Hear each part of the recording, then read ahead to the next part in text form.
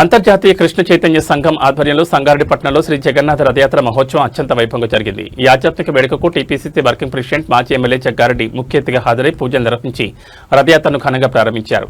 ఈ రథయాత్ర సంగారెడ్డి కొత్త బస్టాండ్ నుంచి ప్రారంభమై పట్టణ పురవీధుల గుండా పీఎస్ఆర్ గార్డెన్ వరకు సాగింది. రథం కదిలిన వెంబడి భక్తులు పెద్ద సంఖ్యలో పాల్గొని జగన్నాథ్ కి జై అంటూ హరినామస్మరణ చేశారు. యాత్ర పొడవునా భక్తులు చేసిన భజనలు, ఆధ్యాత్మిక నాట్యాలు, సంకీర్తనలతో పట్టణ వీధులన్నీ భక్తి పారవస్యంతో మారుమోగాయి. ముఖ్యంగా మహిళా భక్తులు సాంప్రదాయ దుస్తులతో ప్రదర్శించిన కోలాట నృత్యాలు ప్రత్యేక ఆకర్షణగా నిలిచి వీక్షకులను అలరించాయి. భక్తులకు ఎక్కడికక్కడ ఇస్కాన్ నిర్వాహకులు తీర్థప్రసాదాలు అందజేశారు. గత కొన్ని సంవత్సరాలుగా సంగారెడ్డిపట్నంలో జగన్నాథ రథయాత్రను నిరంతరాయంగా నిర్వహిస్తూ ఆధ్యాత్మికతను పెంపొందిస్తున్న ఇస్కాన్ స్థానిక శాఖ ప్రతినిధులను జగ్గారెడ్డి ఈ సందర్భంగా ప్రత్యేకంగా అభినందించారు. అనంతరం ఆయన స్వయంగా భక్తి పాటలు పాడుతూ భక్తులను సరికొత్త ఉత్సాహాన్ని నింపారు.